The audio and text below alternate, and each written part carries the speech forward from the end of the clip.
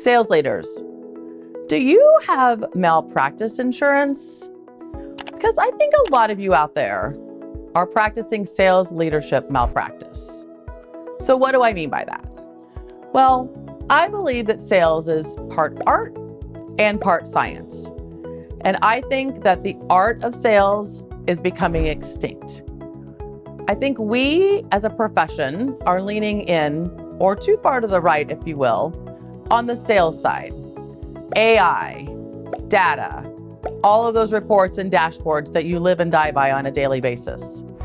Now, I'm not against AI.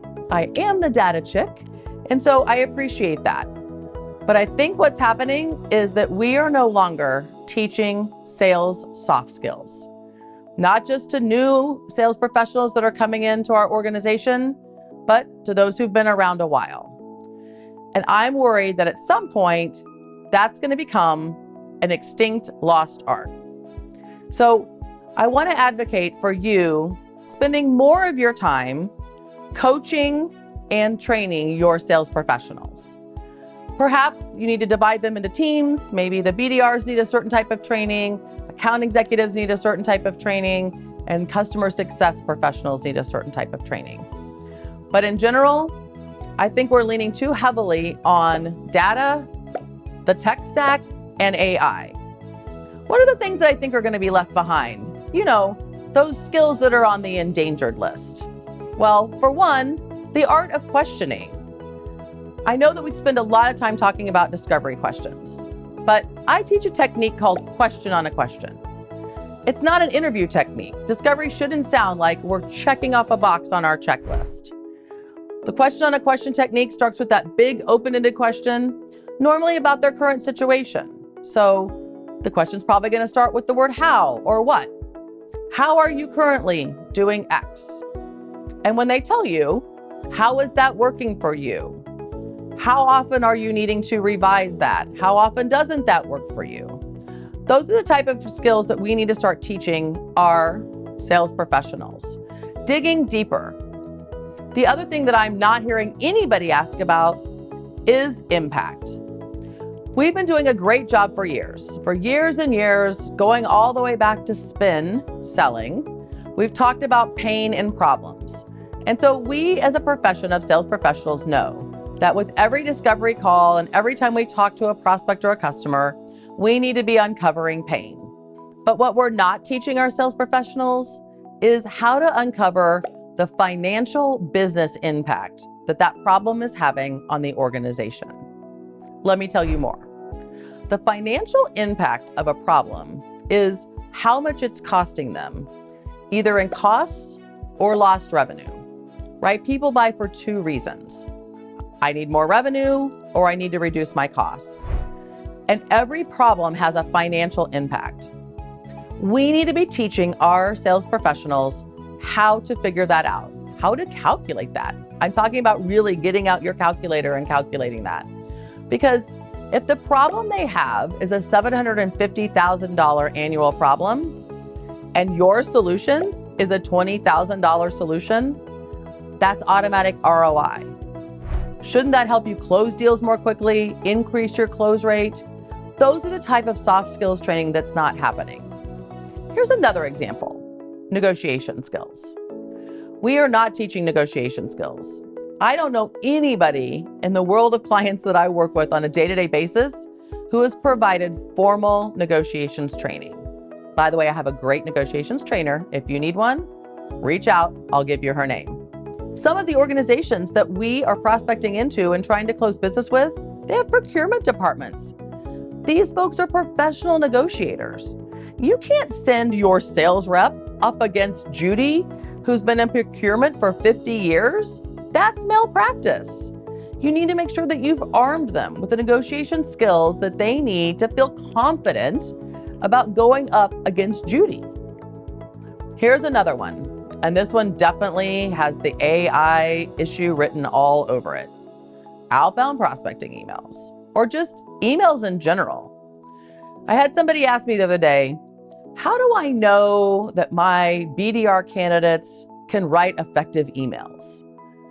And I said, well, First off, they probably would need to have a journalism or an English degree, first and foremost, which might not make them hunter material.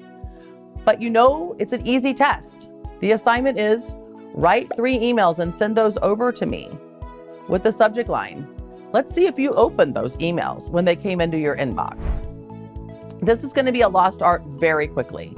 We are going to continue to rely on AI and ChatGPT to the point where once our SDRs and BDRs get promoted into AEs or solution consultants or customer success managers, then we're not going to be able to rely as heavily on ChatGPT to write our emails for us because they're going to need to be more personalized, customized, and specific. And so in this case, we have to start teaching them the writing skills now that they're going to need later. Again, I'm not opposed to using ChatGPT for research, and I'm sure that ChatGPT is going to get easier and more sophisticated over time. But in general, for now, it should be used as research. And it's your job as the sales leader to teach them how to take the information that ChatGPT has supplied them and put that into an email or a template that they can personalize and customize. It's so easy right now to identify those emails that have come through written by an AI or a bot. And you know what? That's the impression that they're going to have of your total organization, not just the one person who's doing that. That's a brand reputation issue. So I want to encourage you to sit down and teach some basic writing skills. Listen, let's be honest, the zillennials, as I call them, I've lumped the Z's and the millennials together, a combination that I'm sure neither appreciates. But the fact of the matter is, they grew up with smartphones, they grew up with laptops, they grew up with tablets, and every way that they communicate is through shorthand. Everything has an abbreviation, everything has an acronym. And so truly, if they didn't come out of school from the journalism department or the English department, they probably have really shitty writing skills. It's your job as the sales leader to give them tips and tricks that they will need in order to become effective business writers. Dude, we're not writing to your buddy. Come on, bro. No, none of that stuff is going to play in the professional world. Sure, as the economic buyer's age drops, as the baby boomers retire, maybe a little more casual conversation style will be appropriate and will be considered professional, but not right now. And it's your job to teach them differently. So I want you to start thinking about how much time you're spending with the data versus how much time you're spending with sales soft skills training. And hey, listen, if this is not your specialty, if you don't feel qualified, there are plenty of sales trainers out there that do feel qualified to provide this training to your team and actually can provide you some executive coaching as well. It's not just in a team setting though, right? I also am not seeing a lot of people doing call coaching anymore. No one's watching demos and evaluating them and sitting down and giving feedback on that. There are opportunities that are missed all the time. I had a client I'm working with recently who, maybe to their detriment, sent over their discovery call through Zoom yesterday for my review. And I gave them a page of some fairly compassionate criticism around how they were doing things.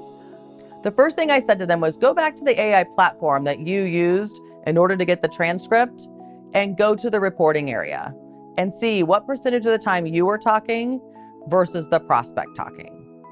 My guess is probably 70-30, 75-25, just based on my review of the call itself. The second thing I noticed was all my client was doing was talking about themselves and their product. Not asking enough questions, not digging deep, not doing question on a question, not tying the pain that they did uncover, by the way, not because they asked a question, but because the prospect was kind enough to tell them, and then customize the demo as a result of that. So I provided some pretty forward criticism about how they were doing things. And in order for me to get my point across, I said to them, you need to learn how to take the horse to water voluntarily versus dragging the horse to the trough. People want that to be their idea. We have to teach our sales professionals how to ask enough questions in order to get them to the trough voluntarily.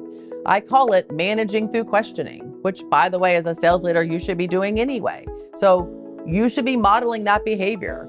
You should be setting the example for your team. You should be leading them to the trough through questioning and helping them get to the right answer. The other thing that we're not teaching our sales professionals is how to nurture. I call them NRNs. This is Christy talk for not right nows. And they happen every single day, whether that's during prospecting or the sales cycle. For one reason or another, they're interested, but not enough to take action in the moment.